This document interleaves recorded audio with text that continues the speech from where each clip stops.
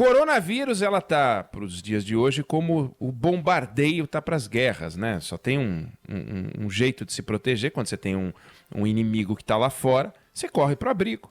E com uma vantagem a favor da nossa realidade sobre as guerras, que dá para ficar em casa, porque as casas não vão ser destruídas, né? No bombardeio, você não pode ficar nem em casa, você tem que ir para um abrigo mesmo. Dá para você ir para o supermercado, se preciso, farmácia, dá para papear pela internet, dá para ver série. No limite, mas só no limite, só se muito necessário, dá até para ir para o hospital, né? Ninguém quer ir para o hospital. Aliás, quem é dentista, por exemplo, você vai conversar com os dentistas hoje, não tem cliente. Quem é que quer ir ao dentista? Dentista. Você fala, não quer ir para lugar nenhum, mas o dentista sofre com isso também. Bom, e vão imaginar o que foi, né? Viver numa cidade debaixo de bombardeio. Na Segunda Guerra foram várias as cidades que viveram assim. Londres viveu assim. Foram quase 2 meses de bombardeio. Nós não estamos há quase 2 meses, né, debaixo de bombardeio. Tem cidades e países que estão. A Espanha, desde dia 14 de março, tá no isolamento. Então, agora começa a falar em sair. Foi muito atingida a Espanha, mas não dá para comparar o bombardeio real com esse bombardeio do coronavírus. Mas a ideia de que você se protege se escondendo é parecida. O movimento de se isolar, de sair das ruas e só sair de casa quando necessário é muito parecido, né? Então as pessoas se trancam, em alguns países com uma restrição muito séria, até com multa, em outros, como no Brasil, uma coisa meio calabresa, meio mussarela, né? Aquela coisa mais ou menos. As pessoas olham lá fora, tá sol, o sol convida, a gente sai, tá mais frio, a gente não sai, mas enfim. O fato é que tem uma consequência forte. Você pega, por exemplo, um indicador, voo doméstico, por exemplo, caiu 96%. Gente, 96% só não é 100% por muito pouco, né? Só que mais cedo, mais tarde, a gente vai começar a sair. Não tem jeito. Não só porque parou o risco de bombardeio do coronavírus, mas porque o isolamento começa a ficar insustentável. Insustentável, não emocionalmente insustentável, que para muitos já está, mas economicamente insustentável. Tem uma parcela importante da população para a qual é insustentável desde o primeiro dia. É gente que precisa trabalhar, garante hoje a comida de hoje, porque as pessoas não têm poupança. Todo mundo tem poupança? Não tem. A maior parte das pessoas vive em dificuldade mesmo, vive no cartão, vive pendurado, vive no empréstimo consignado. Ontem saiu uma resolução proibindo a cobrança dos empréstimos consignados por 4 meses, para as pessoas poderem fazer conta. Essa ajuda financeira de R$600 por 3 meses da Caixa Econômica, né? Essa ajuda do governo, foi fundamental. Basta ver, e a gente noticiou aqui fartamente, o risco que as pessoas estão dispostas a correr se aglomerando na frente da agência da Caixa, mesmo com a Caixa informando que tudo pode ser feito online. As pessoas vão porque estão preocupadas, vão porque estão desesperadas, porque precisam do dinheiro. São 3 parcelas de R$600. O fato é que começa a chegar a hora de voltar, né, aos poucos, com cuidado. Em alguns países que foram atingidos mais cedo pela Covid-19, as coisas já começam aos poucos a voltar. A Alemanha dá sinais, a Espanha já começa a fazer cronograma. E no Brasil, você também já vê sinais de alguns que começam a flexibilizar aqui e ali. Hoje mesmo, São Paulo deve anunciar o seu pacote de flexibilização, como é que vai ser. E aos poucos vai ter que voltar. É como depois do bombardeio, você tem que voltar, né? E quando acaba o bombardeio, você sai, olha e avalia o estrago.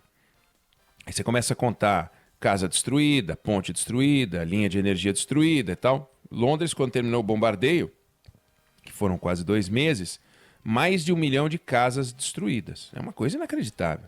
O coronavírus ele não destruiu nada, está tudo do jeito que estava, só que ele deixou um rastro de destruição que é a desorganização da economia. E o estrago é monumental. Conforme o país é o maior estrago dos últimos 50 anos, outros dos últimos 70, em outros o maior da história. O FMI fez uma projeção, saiu um relatório avaliando os estragos na economia mundial, agora saiu um relatório da CEPAL, medindo o desafio que a gente tem pela frente, não quando a gente abrir a janela, que a gente abre a janela e olha para fora, mas quando a gente abrir a porta, colocar a roupa de trabalho e ir trabalhar. A CEPAL é uma das 5 comissões regionais das Nações Unidas. Fica fazendo cálculos, estimativas, estudos sobre América Latina e Caribe. Em dezembro, a CEPAL calculava que a economia regional, América Latina e Caribe, ia crescer 1,3%, que já era pouco. Naquele dezembro, que foi ontem, mas parece século XVIII, a gente achava que o Brasil ia crescer 2%, né? Ou mais do que 2%. Aí, agora, a previsão da CEPAL sai de 1,3% para a região toda, para uma queda de 5,3% para a região toda, que é a pior da história. Na depressão de 30, a região caiu 5%. E em 1914, 4,9%. Ou seja, quem resolver ler o relatório da CEPAL, que tem 21 páginas, vai querer voltar para dentro de casa, se esconder debaixo do edredom, igual esse edredom da Carla Bigato, mas não para fugir do vírus do presente, mas para fugir do vírus da recessão, o vírus do futuro. Essa pandemia pega o Brasil e a América Latina no momento em que a economia estava mal. A gente entrou em 2008 naquela crise provocada a partir dos Estados Unidos. A gente vinha de um crescimento, no caso brasileiro, a gente vinha de um crescimento de 6%, por exemplo, em 2007. Aí a gente deu uma barrigada, mas ainda assim a gente conseguiu crescer 7,5% em 2010. Depois o que aconteceu? 0,5% em 2014, recessão em 2015 e 2016, caindo 3,5%, 3,8%, e crescimento de 1% por 3 anos seguidos. Então, o período 14 e 19, na América Latina, no Brasil foi lamentável, e na América Latina foi o mais baixo desde a década de 50. E é aí que chega a Covid. A Covid chega nesse momento, né, quando a gente está cambaleando, tentando voltar. Nós, Argentina e outros países todos, né? Alguns um pouquinho, numa situação um pouquinho melhor, mas todos vão apanhar brutalmente, e a região como um todo. E à medida que a pandemia vai se espalhando, o desafio agora, né, ela se espalha como uma crise de saúde, se espalha como uma crise social e também como uma crise econômica. O desafio é o seguinte: qual o tamanho do estrago? Né? É 5? É 6? Quanto tempo vai durar esse troço? O que a gente tem que fazer para sair disso? Né? E a CEPAL, ela diz que vai ser a maior crise econômica e social da região, e vai estragar, destruir empresa, emprego, os projetos de combate à pobreza, as políticas de redução de desigualdade. Então, é um relatório dramático e que mostra o seguinte: nós não vamos retornar à normalidade no sentido de voltar à situação existente antes da pandemia. A gente vai conhecer um novo normal. Porque a realidade da região, a realidade do Brasil desaba no momento em que toda a economia mundial vai desabar. Estão falando que o comércio mundial, esse relatório, vai cair entre 13%, aí depende da estimativa e conforme o segmento, a 32%. Você já imaginou? Você está num setor em que cai 32%. 32% é um terço. Você exporta 12 meses para receber o resultado de 8. Os outros 4 vão para o brejo. Então, os preços vão cair, inclusive produtos agrícolas, que já começaram a cair, mas não tanto quanto o petróleo. Né? O petróleo que a gente viu, o absurdo de preço no mercado futuro negativo, mas o petróleo está sendo cotado a $11. Chegou a 120, a 120 outro dia. Outro dia há alguns anos, mas 120. 12 é o preço de 2002, 2001. É inacreditável, que era um preço baixo já em 2002, naquela época. E aí você vai ter queda de carne, de frango, tudo, vai cair tudo.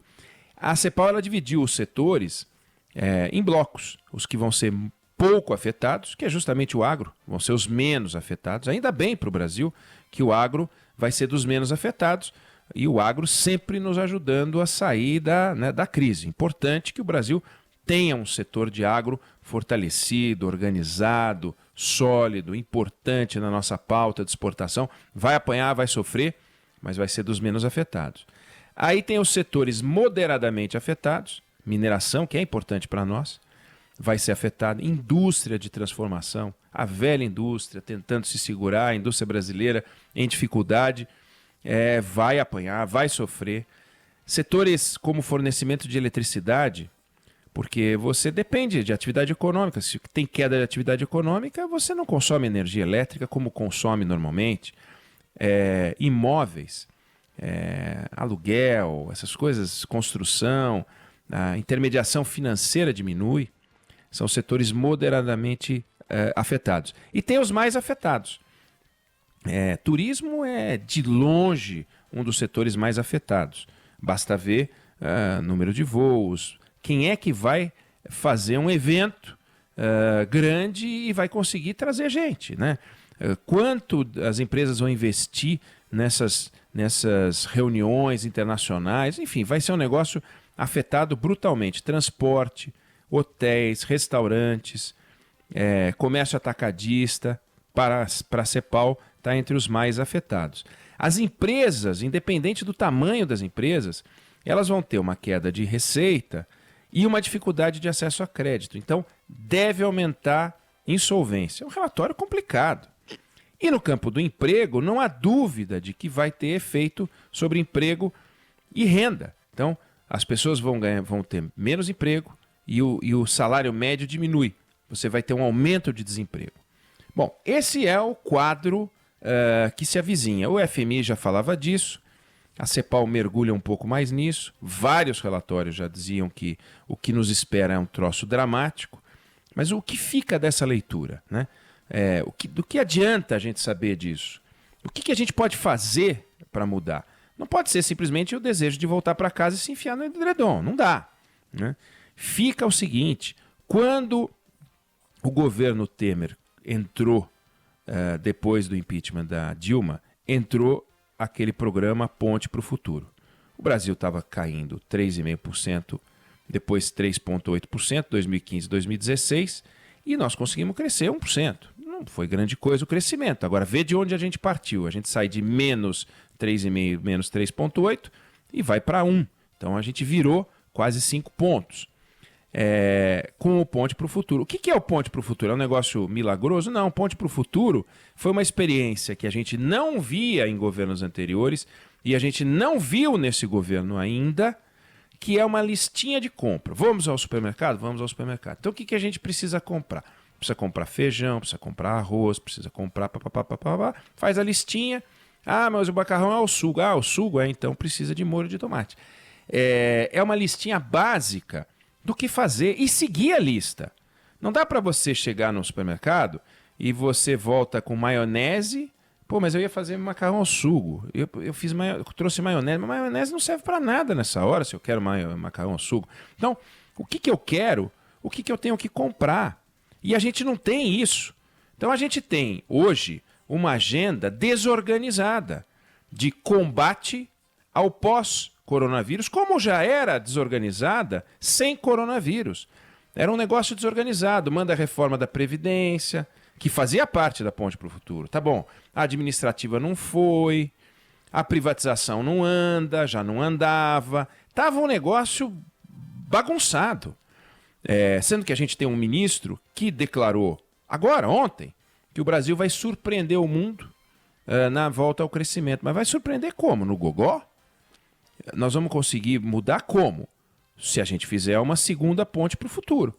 Se a gente fizer uma lista de afazeres e se os nossos governantes pararem com esse climinha ridículo, né, de briguinha para cá e briguinha para lá, e botar no papel o que a gente tem que fazer. Faz a lista que quiser.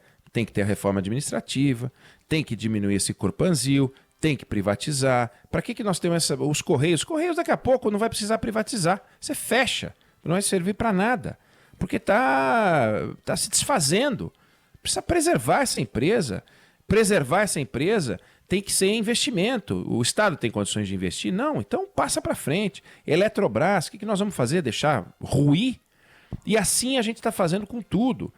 Cadê o programa para adequar o tamanho do Estado ao tamanho do Brasil? Paulo Guedes dizia, Ah, mais Brasil e menos Brasília. Pois ele foi para Brasília e cadê o menos Brasília? Não no sentido de que Brasília, aliás, Brasília está completando 60 anos, cidade onde eu vivi durante 6 anos. Adoro a cidade de Brasília. Brasília não é o símbolo de maracutá, é coisa nenhuma. Brasília é uma cidade espetacular.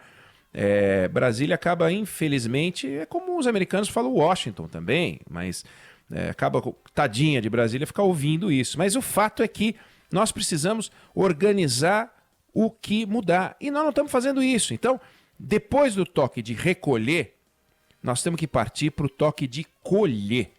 Colher. E para a gente colher, precisa fazer a lista do que semear. E cadê? A gente sabe, mas não estamos fazendo. Então, vamos fazer, porque recomendo.